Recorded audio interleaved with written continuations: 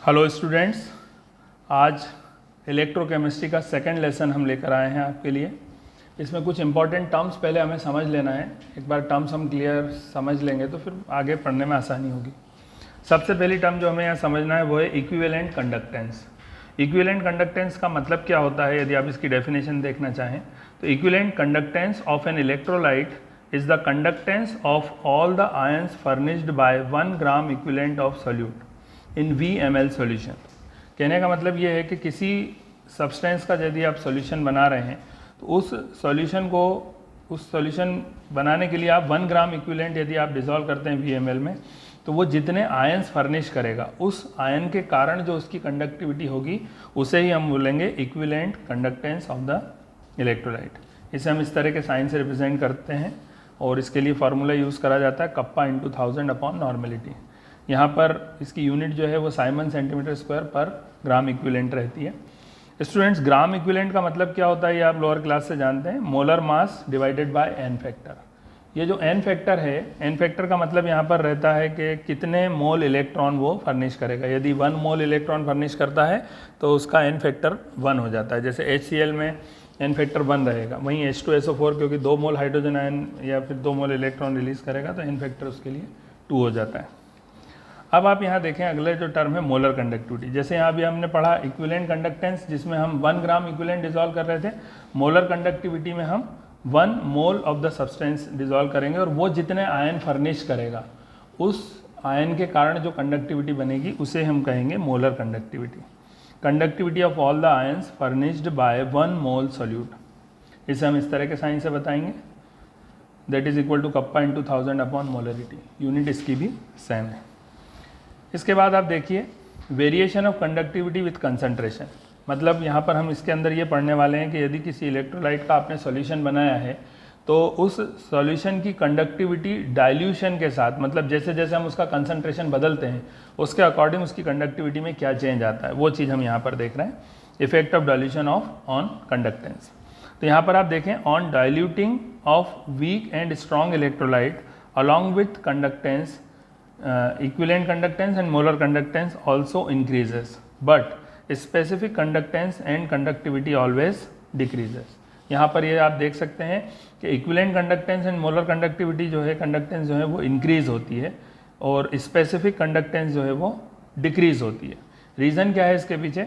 Equivalent and molar conductance increase होने के पीछे रीज़न ये होता है कि यहाँ पर इंटर आयनिक डिस्टेंस बढ़ जाती है। Due to increase in inter ionic distance जो आयन है वो फ्रीली मूव कर पाते हैं और उनकी कंडक्टिविटी इंक्रीज हो जाती है। वहीं स्पेसिफिक कंडक्टिविटी की जब हम बात करते हैं तो स्पेसिफिक कंडक्टिविटी का मतलब होता है number of ions present in unit volume. तो जब आप डाइल्यूशन करते हैं, मतलब किसी सॉल्यूशन को ज़्यादा जब डाइल्यूट आप कर देते हैं तो उसका जो यूनिट वॉल्यूम में आयन्स का नंबर है वो डिक्रीज हो जाता है, जिसकी वजह से उसकी स्पेसिफिक कंडक्टिविटी डिक्रीज होती है। इसके बाद आप देखेंगे variation of molar conductivity with concentration. यदि कंसंट्रेशन आप बदल रहे हैं तो मोलर कंडक्टिविटी में किस तरह से चेंज आता है वो आप यहाँ पर देखिए। Electrolytes based on conductivity. यहाँ हम इलेक्ट्रोलाइट को 2 कैटेगरी में डिवाइड करते हैं। पहली कैटेगरी जो है स्ट्रॉन्ग इलेक्ट्रोलाइट, दूसरी है वीक इलेक्ट्रोलाइट। स्ट्रॉन्ग इलेक्ट्रोलाइट किसे कहते हैं स्टूडेंट्स? They dissociate completely. ऐसे इलेक्ट्रोलाइट जो अपने सॉल्यूशन में कम्प्लीटली डिसोसिएट हो जाते हैं उन्हें हम कहते हैं स्ट्रॉन्ग इलेक्ट्रोलाइट। जैसे यहाँ पर आप एग्जांपल देख सकते हैं NaCl। तो NaCl को जब आप देखते हैं इसका डिसोसिएशन तो ये Na+ और Cl- आयन में कम्प्लीटली डिसोसिएट हो जाता है। ठीक है, ये कम्प्लीटली डिसोसिएट होता है, इस वजह से हम कहेंगे कि ये एक स्ट्रॉन्ग इलेक्ट्रोलाइट है। वहीं यदि आप देखेंगे वीक इलेक्ट्रोलाइट जैसे एसिटिक एसिड तो ये कम्प्लीटली डिसोसिएट नहीं होता। मतलब जब आप इसका डिसॉल्व करते हैं तो सारे के सारे एसिटेट आयन और हाइड्रोजन आयन में कन्वर्ट नहीं होते हैं। तो ये है वीक इलेक्ट्रोलाइट। यदि इसको हम ग्राफिकली समझने की कोशिश करें तो स्टूडेंट्स आप देख सकते हैं effect of dilution on strong and weak electrolyte क्या होगा। तो यहाँ पर आप देखेंगे कि इसका जो आप ग्राफ है, इसका ग्राफ आप प्लॉट करते हैं। ग्राफ किसके बीच प्लॉट करा जा रहा है? मोलर कंडक्टेंस और स्क्वायर रूट ऑफ कंसंट्रेशन के बीच में हम ग्राफ प्लॉट कर रहे हैं। ठीक है ना, molar conductance and square root of C मतलब कंसंट्रेशन। तो आप देखेंगे कि स्ट्रॉन्ग इलेक्ट्रोलाइट के लिए जो ग्राफ बनता है वो एक स्ट्रेट लाइन बनता है, वहीं वीक इलेक्ट्रोलाइट के लिए जो ग्राफ है वो एक कर्व्ड लाइन बनता है। ठीक, अब यहाँ पर एक स्पेशल बात यह है कि स्ट्रॉन्ग इलेक्ट्रोलाइट के मोलर कंडक्टिविटी यदि आपको फाइंड करना है at infinite dilution. Infinite dilution मतलब जब उसका कंसंट्रेशन बहुत बहुत कम हो जाएगा, मतलब लगभग ज़ीरो हो जाएगा। तो यदि हम इस तरफ चलते हैं तो ये कंसंट्रेशन डिक्रीज हो रहा है, मान लीजिए यहाँ पर कंसंट्रेशन ज़ीरो हो जाता है, ऑलमोस्ट ज़ीरो हो जाता है, तब उसका डाइल्यूशन इनफाइनाइट कहलाएगा। तो हम इस ग्राफ को एक्स्ट्रापोलेट करते हैं। By extrapolating of the graph we can see that this is conductivity at infinite dilution. इसको हम बोलते हैं कंडक्टिविटी एट इनफाइनाइट डाइल्यूशन। तो स्ट्रॉन्ग इलेक्ट्रोलाइट में हमारे पास ये फैसिलिटी है कि हम इसको एक्स्ट्रापोलेट करके इसकी molar conductivity at infinite dilution find कर सकते हैं। बट वीक इलेक्ट्रोलाइट में ये केस पॉसिबल नहीं है, क्योंकि यदि आप इसका एक्स्ट्रापोलेशन करेंगे तो भी ये वाई एक्सिस को कहीं भी जाकर नहीं मिलेगा, या मिलेगा तो कहीं इन्फिनिटी पे मिलेगा, तो हमारे लिए थोड़ा मुश्किल होता है वीक इलेक्ट्रोलाइट का मोलर कंडक्टिविटी फाइंड करना एट इनफाइनाइट डाइल्यूशन। तो उसके लिए मेथड्स हैं वो हम आगे डिस्कस करेंगे, ठीक है। अब यहाँ पे रीज़न बताया कि इस तरह से चेंज जो आता है कंडक्टिविटी में वो क्यों आता है। तो because of increase in volume and decrease in inter ionic distance the molar conductivity of the strong electrolyte increases. और इसी तरह से वीक इलेक्ट्रोलाइट में ये इंक्रीज होती है, बट इट इंक्रीज स्लाइटली और कंसिडरेबली, मतलब बहुत मामूली चेंज आता है, ज़्यादा चेंज इसके अंदर नहीं आता, ठीक है। अब स्टूडेंट्स एक बहुत इंपॉर्टेंट लॉ हम पढ़ने जा रहे हैं, आप ध्यान से इसको देखें। इसका नाम है कोलरॉश लॉ। कोलरॉश लॉ क्या बताता है? ये हमें बताएगा molar conductivity of electrolyte eight infinite dilution. मतलब कोई भी इलेक्ट्रोलाइट यदि हमारे पास है तो उसकी मोलर कंडक्टिविटी इनफाइनाइट डाइल्यूशन पर क्या होती है, ये हम कोलरॉश लॉ से समझते हैं। कोलरॉश लॉ का स्टेटमेंट है at infinite dilution the molar conductivity of electrolyte is the sum of molar conductivity at its individual ions. इस बात का क्या मीनिंग हुआ? किसी भी इलेक्ट्रोलाइट, जैसे मान लीजिए HCl एक इलेक्ट्रोलाइट है, तो इस इलेक्ट्रोलाइट की मोलर कंडक्टिविटी यदि आप इनफाइनाइट डाइल्यूशन पे पता करना चाहते हैं तो वो कितनी होगी? वो इनफाइनाइट डाइल्यूशन पर molar conductivity of H+ ion और इनफाइनाइट डाइल्यूशन पर molar conductivity of Cl- ion के सम के बराबर होगी।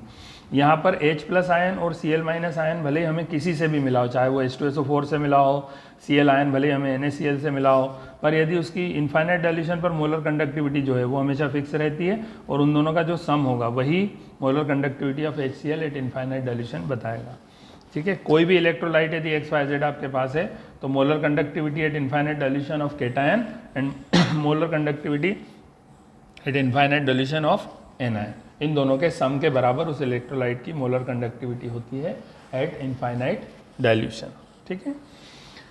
ऐसे ही MgCl2 का भी एग्जाम्पल है। ये इसके जो आयन फर्निश होंगे वो Mg2+ और 2Cl- होंगे। तो यहाँ पर molar conductivity of magnesium eight infinite dilution plus molar conductivity at infinite dilution of chlorine ion, ये मल्टीप्लाइड बाय 2 होगा क्योंकि यहाँ पर 2 क्लोरीन आयन रिलीज हो रहे हैं, ठीक है। ये कुछ छोटी बातें आपको जो ध्यान रखना है, ये कोलरॉश लॉ है, बहुत इंपॉर्टेंट है, इस पर बेस्ड काफ़ी न्यूमेरिकल अभी हमें सॉल्व करना है। यहाँ हम एक इंपॉर्टेंट फार्मूला डिस्कस करेंगे। यदि किसी इलेक्ट्रोलाइट की हमें मोलर कंडक्टिविटी फाइंड करना है, molar conductivity of strong electrolyte can be easily obtained by extrapolating the graph of molar conductivity and square root of C, जो अभी मैंने पिछली उसमें बताया। और यहाँ पर एक फार्मूला हमको दिया गया है, डेबाय-हकल-ओनसेगर इक्वेशन कहलाती है, डेबाय-हकल-ओनसेगर इक्वेशन, जिसमें molar conductivity of electrolyte at any concentration equal to molar conductivity at infinite dilution. ये जो जीरो बना है, नॉट इसको हम पढ़ते हैं, इसका मतलब वही है जो इन्फिनिटी का मतलब होता है इनफाइनाइट डाइल्यूशन पर, -a√c, √c मतलब वही कंसंट्रेशन। और a यहाँ पर क्या है? ये कांस्टेंट है जिसकी वैल्यू डिपेंड करती है इलेक्ट्रोलाइट के ऊपर। डिफरेंट इलेक्ट्रोलाइट्स के लिए इसकी वैल्यू डिफरेंट रहेगी। तो एक कोलरॉश लॉ आप बहुत ध्यान से समझें, इस पर बेस्ड अब हम कुछ क्वेश्चंस डिस्कस करने वाले हैं और इनके एप्लीकेशन हम देखेंगे। कोलरॉश लॉ हमको किस तरह से हमारे काम में आता है। तो कोलरॉश लॉ का जो पहला एप्लीकेशन यहाँ पर बताया गया है वो आप देखते हैं, application of Kohlrausch law for weak electrolyte. सबसे पहले हम इसे वीक इलेक्ट्रोलाइट के लिए पढ़ लेते हैं। तो जैसे हम जानते हैं कि वीक इलेक्ट्रोलाइट जो है वो कम्प्लीटली डिसोसिएट नहीं होता। यहाँ पर आप देखें CH3COOH, ये आयनाइज होगा इस फॉर्म में। तो हम using strong electrolyte like HCl and CH3COON, हम क्या करेंगे, इन स्ट्रॉन्ग इलेक्ट्रोलाइट से H+ आयन का molar conductivity at infinite dilution हमें दिया रहेगा, यह हम फाइंड कर सकते हैं। इसी तरह से एसीटेट आयन की molar conductivity at infinite dilution, with the help of sodium acetate हम फाइंड कर सकते हैं। ये दोनों क्वांटिटीज़ मान लीजिए आपको दी हुई हैं, पर ये हमने फाइंड किससे करा है? With the help of strong electrolyte. पर ये दोनों हम यूज़ कर लेंगे वीक इलेक्ट्रोलाइट का फाइंड करने के लिए, मतलब एसीटेट आयन और H+ आयन की वैल्यूज़ हम यहाँ पर सब्स्टिट्यूट कर देंगे। जब ये वैल्यूज़ हम सब्स्टिट्यूट करेंगे तो ये जो इसका फाइनल आंसर रहेगा ये बताएगा molar conductivity of acetate ion eight infinite dilution. ठीक है ना? तो ये इसका यूज़ हो गया। कैसे हम वीक इलेक्ट्रोलाइट का molar conductivity at infinite dilution find कर सकते हैं। इसी तरह से आप देखेंगे to calculate conductivity of weak electrolyte. अब जैसे यहाँ पर तो क्या था कि ये आपको पहले से गिवन था, या हमने स्ट्रॉन्ग इलेक्ट्रोलाइट की हेल्प से हमने इसको हमने ऑलरेडी हमको फाइंड कर लिया था, या हमको दिया हुआ था, हम ऐसा समझ सकते हैं। बट अब एक केस हम ऐसा डिस्कस करेंगे। यहाँ पर आप देखिए, जैसे आपको गिवन है इनफाइनाइट डाइल्यूशन पर मोलर कंडक्टिविटी, सोडियम एसीटेट के लिए मान लो वो x है, HCl के लिए वो y है, और NaCl के लिए वो z है। ये सब मोलर कंडक्टिविटी दी हुई है एट इनफाइनाइट डाइल्यूशन। मैंने ये प्रॉब्लम x, y, z लेकर इसलिए करी है ताकि यहाँ पर कोई भी और दूसरी वैल्यूज़ हो तो आप उन्हें यूज़ कर सकते हैं।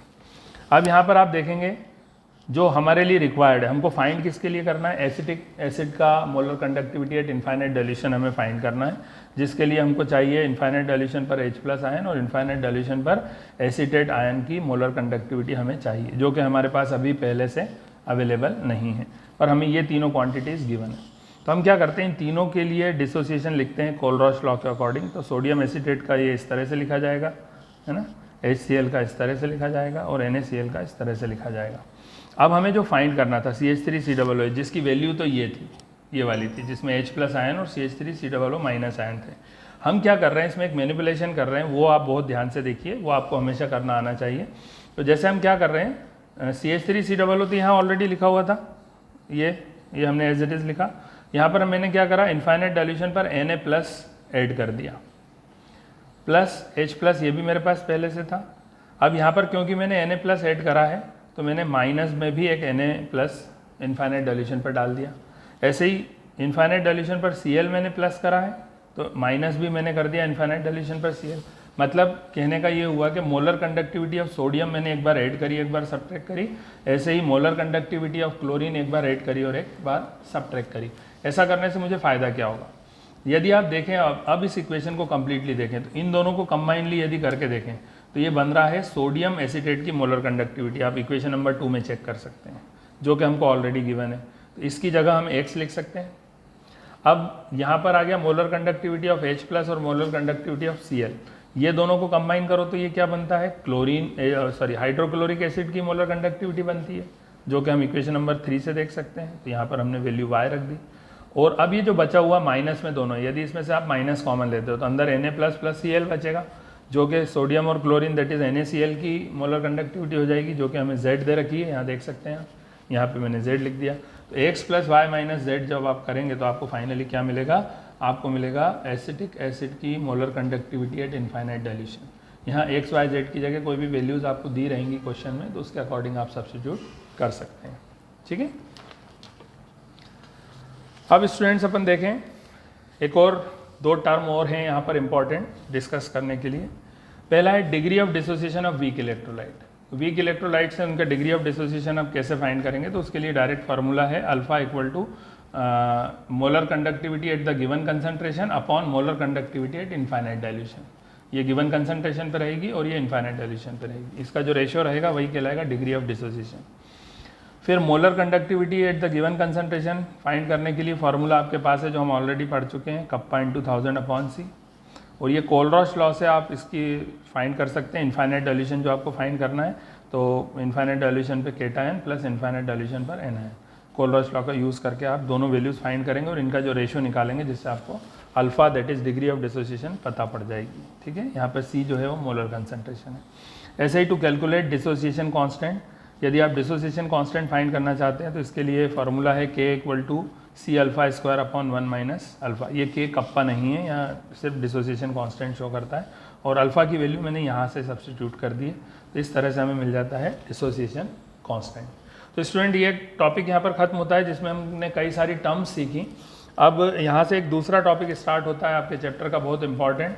यहाँ तक का जो हमने पढ़ा है इसमें मेनली न्यूमेरिकल पूछे जाते हैं, और अब जो हम पढ़ने जा रहे हैं इसमें थ्योरेटिकल क्वेश्चंस बनते हैं, जिसे आपको ध्यान से देखना है। तो नेक्स्ट टॉपिक में स्टार्ट कर रहा हूँ, दैट इज इलेक्ट्रोलिसिस।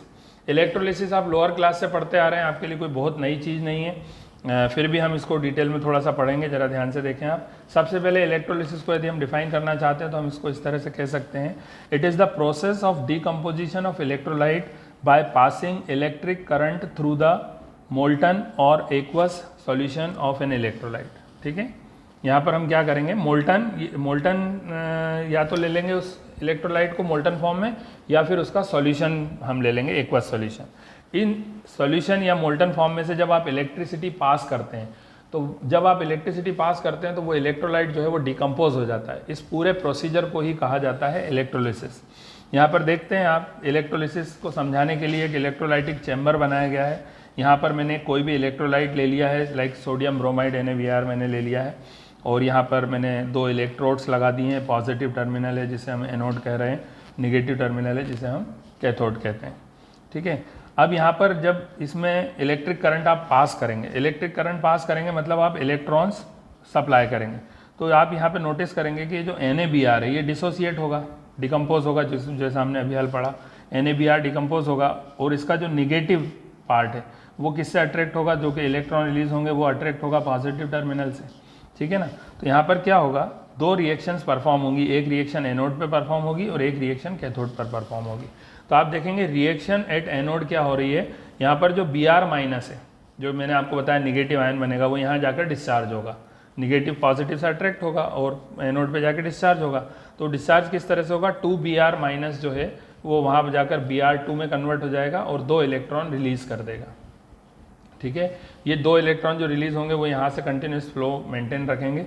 और इसी तरह से रिएक्शन एट कैथोड, कैथोड पर रिएक्शन क्या होगी कि इसका जो NaBr का जो डिसोसिएशन बनेगा, उसमें जो Na+ है वो निगेटिव टर्मिनल पे जाकर अट्रैक्ट होगा, वहाँ उसे एक इलेक्ट्रॉन रिसीव होगा, क्योंकि करंट फ्लो हो रहा है इस तरह से, है ना, पॉजिटिव से निगेटिव करंट फ्लो हो रहा है, मतलब इलेक्ट्रॉन्स आ रहे हैं। तो ये Na+ जो है इलेक्ट्रॉन रिसीव करके सोडियम सॉलिड फॉर्म में बना लेगा और यहाँ पर डिपॉजिट होता चला जाएगा।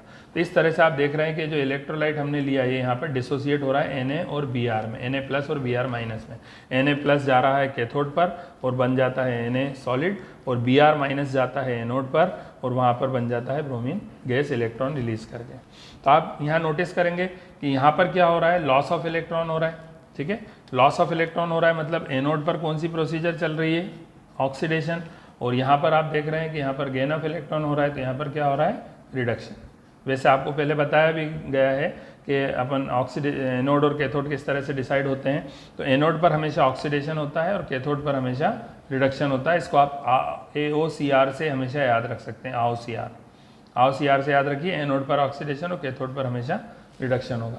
तो इस तरह से ये इलेक्ट्रोलिसिस प्रोसीजर पूरा कंप्लीट होता है। अब हम काफ़ी चीज़ें इलेक्ट्रोलिसिस के बारे में पढ़ेंगे। जैसे यहाँ पर हम देखते हैं कि इलेक्ट्रोलिसिस, हमने आपको बताया कि 2 तरह से इलेक्ट्रोलिसिस पॉसिबल है, या तो हम मोल्टन फॉर्म में कर सकते हैं या फिर एक्वस फॉर्म में कर सकते हैं। तो यहाँ पहला केस मैंने मोल्टन फॉर्म का लिया है, जिसमें मान लीजिए मैंने लेड ब्रोमाइड लिया है PbBr2, और जो कि Pb2+ और 2Br- आयन में डिसोसिएट हो जाता है। और जैसा अपन जानते हैं कि जो पॉजिटिव आयन है वो हमेशा कहाँ पर जाएगा, कैथोड पर जाएगा। कैथोड पर जाएगा तो वहाँ पर क्या करेगा, वो 2 इलेक्ट्रॉन रिसीव करके और लेड सॉलिड में बदल जाएगा, मतलब यहाँ पर प्रोसीजर जो है वो रिडक्शन का होगा। और इसी तरह से एनोड जो कि पॉजिटिव है, वहाँ पर निगेटिव पार्ट जाएगा इसका, और वहाँ वो 2 इलेक्ट्रॉन रिलीज करके ब्रोमीन में कन्वर्ट हो जाएगा।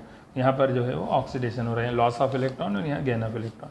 मेनली आपको ये रिएक्शन बहुत अच्छे से याद होना चाहिए कि रिएक्शन एट कैथोड क्या हो रही है और रिएक्शन एट एनोड क्या हो रही है। ये मोल्टन फॉर्म में। बट जब आप एक्वस फॉर्म लेंगे तो एक्वस फॉर्म में आपको वाटर को भी इंक्लूड करना है। मोल्टन फॉर्म में हम वाटर कहीं भी इंक्लूड नहीं कर रहे हैं, पर एक्वस फॉर्म में आपको वाटर को भी इंक्लूड करना है। तो इसका जो डिसोसिएशन होगा NaCl का, जब आप एक्वस बनाते हैं तो इसका जो डिसोसिएशन होगा वो Na+ + Cl- + H+ + OH- में कंप्लीट डिसोसिएशन हो जाता है। तो इस तरह से अपन इसको समझ सकते हैं कि एक्वस फॉर्म में हमें कैसे ये रिएक्शंस लिखना है और मोल्टन फॉर्म में कैसे लिखना है। Out of these ions which will release in electrolytic chamber easily. अब यहाँ पर एक क्वेश्चन ये आता है कि जैसे मान लीजिए यहाँ पर क्या हो रहा है कि 2 सेम तरह के आयन आ रहे हैं, जैसे अभी एक्वस वाली कंडीशन में अपन बात कर रहे हैं, तो Na+ और H+। अब यहाँ पे सोडियम भी पॉजिटिव है और हाइड्रोजन भी पॉजिटिव आयन है। दोनों के दोनों नेगेटिव टर्मिनल पर जाएंगे, पर दोनों में से कौन ज़्यादा जाएगा या कौन जल्दी जाएगा, यदि हम इसके बारे में बात करना चाहते हैं तो वही अब हम यहाँ डिस्कस करेंगे। Out of these ions which will release in electrolyte chamber easily, कौन आसानी से रिलीज होगा या कौन जल्दी से रिलीज होगा।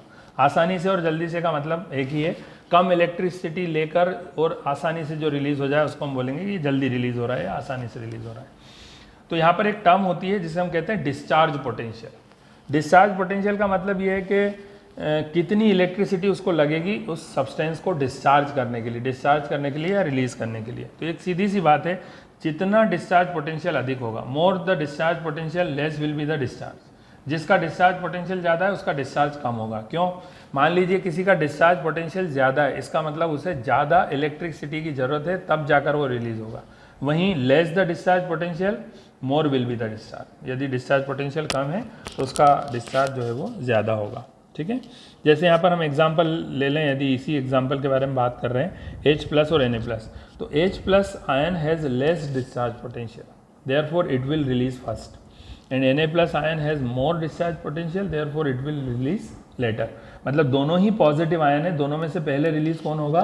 H+ रिलीज होगा क्योंकि इसका डिस्चार्ज पोटेंशियल कम है, और Na कम रिलीज होगा या बाद में रिलीज होगा क्योंकि इसका डिस्चार्ज पोटेंशियल अधिक है। ठीक है, ये कुछ बेसिक चीज़ें हैं जो आपको पता होना चाहिए। इस पर बेस्ड थ्योरेटिकल या फिर MCQ क्वेश्चंस आ सकते हैं। इस पर ये जो कंसेप्ट अभी हमने पढ़ा है डिस्चार्ज पोटेंशियल, इसमें कॉम्पिटिटिव एग्जाम में भी क्वेश्चंस पूछे जाते हैं, तो ये कंसेप्ट आपको बहुत अच्छे से याद रखना है। अब इलेक्ट्रोलिसिस को समझने के लिए, इलेक्ट्रोलिसिस को डिटेल में बताया गया है, उसमें कुछ हम लॉज पढ़ेंगे जो कि हैं लॉज ऑफ इलेक्ट्रोलिसिस। तो लॉज ऑफ इलेक्ट्रोलिसिस में जो सबसे पहला लॉ बताया गया है that is called Faraday's first law of electrolysis. Faraday's first law of electrolysis का स्टेटमेंट आप देख लें क्या है। The amount of substance deposited और released is in direct proportion to the amount of charge flow through it. कहने का मतलब जब आप करंट पास कर रहे हैं तो कोई सब्सटेंस कितना डिस्चार्ज होगा ये बताता है रूल। तो इन्होंने बताया कि जितना अधिक इलेक्ट्रिक करंट पास होगा, जितना अमाउंट ऑफ चार्जेस पास होंगे, उतना अधिक ही सब्सटेंस वहाँ पर रिलीज होता है। जैसे आप इसको देख सकते हैं, लिखा हुआ W is proportionate to Q। W मतलब weight of the substance release and Q is the amount of charge. तो W is directly proportional to the charge, मतलब जितना अधिक चार्ज होगा उतना अधिक सब्सटेंस जो है वो रिलीज होगा। यहाँ पर आप जानते हैं Q चार्ज है, जिसके लिए फार्मूला हम Q = IT, ये फार्मूला आप ऑलरेडी जानते हैं, लोअर क्लास में भी पढ़ा है, फिजिक्स में भी आप पढ़ रहे हैं। Q = IT, तो Q की जगह मैंने IT लिखा, और इसको हटाकर जब हमने इक्वल टू साइन लगाया तो यहाँ एक प्रोपोर्शनलिटी कांस्टेंट डाला है Z। ठीक है, तो Z क्या होता है? Z एक प्रोपोर्शनलिटी कांस्टेंट है जिसकी वैल्यू होती है equivalent weight of the substance divided by 96500। Equivalent किसी भी सब्सटेंस के इक्विवेलेंट वेट को 96500 इस क्वांटिटी से डिवाइड करते हैं तो हमें जो मिलता है Z, that is a constant. ये हर इलेक्ट्रोलाइट के लिए अलग अलग होगा क्योंकि ये डिपेंड करेगा उनके equivalent weight of the substance पर। डिवाइड हमेशा 96500 से करना है।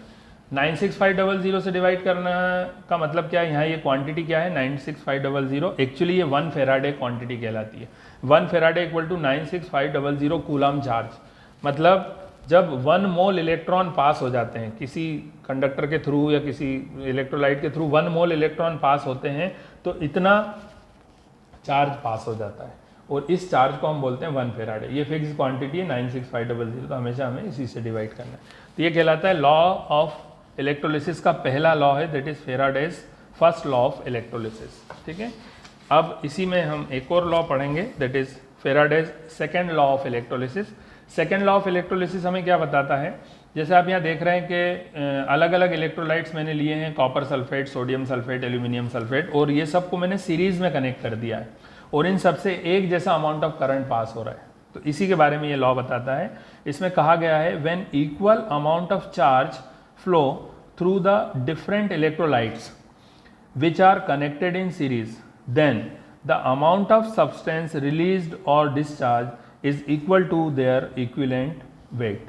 क्या मतलब हुआ इस बात का कि यदि अलग अलग इलेक्ट्रोलाइट्स आपने लिए हैं, उन्हें सीरीज में कनेक्ट कर दिया, और यदि सेम अमाउंट ऑफ करंट, यदि चार्ज उनसे पास हो रहा है, तो उनका जो डिस्चार्ज का अमाउंट होगा वो किस पे डिपेंड करेगा? उनके इक्विवेलेंट वेट पर डिपेंड करेगा। जैसे आप यहाँ देख सकते हैं, कॉपर, सोडियम और एल्यूमिनियम का यदि हम कंपैरिजन करें तो सोडियम का जो इक्विवेलेंट वेट होता है वो 23 ग्राम होता है, कॉपर का इक्विवेलेंट वेट 34.5 ग्राम होता है, और एल्यूमिनियम का इक्विवेलेंट वेट जो है वो 9 ग्राम होता है। तो जब आप इन सब में से same amount of current pass करोगे तो थोड़ी देर के लिए यदि हम माने कि सोडियम जो है वो 23 ग्राम रिलीज हो रहा है, तो कॉपर जो है वो 34.5 ग्राम रिलीज होगा और एल्यूमिनियम जो है वो सिर्फ 9 ग्राम रिलीज होगा। मतलब वो किस रेशो में रिलीज होता है, उनके ग्राम इक्विवेलेंट के रेशो के बराबर से वो रिलीज होता है। तो ये Faraday second law of electrolysis हमें बताता है, इसके बारे में हम पढ़ेंगे। इसके बाद लॉस के बाद आते हैं डिफरेंट टाइप ऑफ सेल्स। तो यहाँ पर पहला टाइप ऑफ सेल अपन आज डिस्कस कर लेते हैं, जिसमें हम पढ़ रहे हैं इलेक्ट्रोकेमिकल सेल। इलेक्ट्रोकेमिकल सेल ये आपने लोअर क्लास में भी पढ़ा है, लास्ट ईयर आपने पढ़ा है। तो यहाँ पर आप देख सकते हैं कि यहाँ पर मैंने 2 चैम्बर्स लिए हुए हैं, गैल्वेनिक सेल कहलाता है। 2 चैम्बर्स लिए हैं, जिसमें एक चैम्बर में मैंने जिंक सल्फेट लिया है 1 मोल कंसंट्रेशन का, दूसरे में कॉपर सल्फेट लिया है, ये भी 1 मोलर कंसंट्रेशन का लिया है। जिंक सल्फेट में मैंने जिंक रॉड डिप करी हुई है, कॉपर सल्फेट सॉल्यूशन में मैंने कॉपर रॉड डिप करी हुई है, और इन दोनों रॉड्स को मैंने कनेक्ट कर दिया है और बीच में एक लगा दिया है एमीटर। एमीटर इसलिए लगा दिया ताकि हमें पता पड़े कि यहाँ करंट फ्लो हो रहा है और उस करंट का अमाउंट कितना है। फिर ये जो दोनों चैम्बर्स हैं वो एक यू शेप ट्यूब से इसको कनेक्ट कर दिया है। यू शेप ट्यूब का नाम है सॉल्ट ब्रिज, ये भी आप लोअर क्लास में सीख कर आए, क्लास 11 में सीख कर आए। सॉल्ट ब्रिज से इसको कनेक्ट कर दिया है। सॉल्ट ब्रिज का फंक्शन अलग से मैं आपको एक्सप्लेन कर दूंगा, वैसे मैं शॉर्ट में भी बता देता हूँ। सॉल्ट ब्रिज का काम होता है maintaining the electrical neutrality between these 2 chambers. ये जो चैम्बर्स हैं, इन चैम्बर्स में इलेक्ट्रिकल न्यूट्रलिटी बनी रहे, जो कि पॉसिबल होता है through the transfer of electron. तो ये जो यू शेप ट्यूब जो आपको दिख रही है, दैट इज सॉल्ट ब्रिज। यहाँ से इलेक्ट्रॉन, यदि यहाँ ज़्यादा इलेक्ट्रॉन बन गए तो इधर ट्रांसफ़र हो जाएंगे, यदि इलेक्ट्रॉन यहाँ ज़्यादा बन गए तो इधर ट्रांसफ़र हो जाएंगे। इस तरह से इलेक्ट्रिकल न्यूट्रलिटी इन दोनों चैम्बर के बीच में बनी रहती है। अच्छा, इस सेल का नाम होता है ऑक्सीडेशन हाफ सेल और इसका नाम होता है रिडक्शन हाफ सेल। ऐसा इसलिए कहते हैं, ये कंप्लीट सेल का ये हाफ ऑफ चैम्बर है। इस चैम्बर में ऑक्सीडेशन रिएक्शन परफॉर्म होती है और इस वाले चैम्बर में रिडक्शन रिएक्शन परफॉर्म होती है। जैसे आप देखेंगे ये पूरी रिएक्शन क्या टेक प्लेस हो रही है, यहाँ पर आप देखेंगे कि zinc plus CuSO4 gives ZnSO4 plus Cu। Zinc जिसकी ऑक्सीडेशन नंबर पहले 0 था अब 2 प्लस हो गया है, तो जिंक यहाँ पर ऑक्सीडाइज हो गया, और कॉपर जिसका पहले 2 प्लस था अब 0 हो गया, कॉपर यहाँ पे रिड्यूस हो गया। तो आप देखेंगे जिंक का हो रहा है ऑक्सीडेशन और कॉपर का हो रहा है रिडक्शन। और जो रूल मैंने आपको पहले बताया था AOCR, मतलब ऑक्सीडेशन हमेशा एनोड पर होगा, रिडक्शन हमेशा कैथोड पर होगा। तो आप यहाँ देख सकते हैं कि एनोड पर ये रिएक्शन परफॉर्म हो रही है और कैथोड पर ये वाली रिएक्शन परफॉर्म हो रही है रिडक्शन की। ठीक है, तो ये हो गया इलेक्ट्रोकेमिकल सेल। और भी कई तरह के केमिकल सेल, इलेक्ट्रोकेमिकल सेल हमें अभी पढ़ना है, तो स्टूडेंट्स वो हम सेकंड क्लास में लेने वाले हैं। सेकंड क्लास हमारी आप जरूर अटेंड करें, और ये जो आज तक जो हमने पढ़ा है इसके कंसेप्ट को आप अच्छे से रिवाइज करिए और इस पर बेस्ड प्रॉब्लम्स मैक्सिमम सॉल्व करके देखिए। Thank you very much.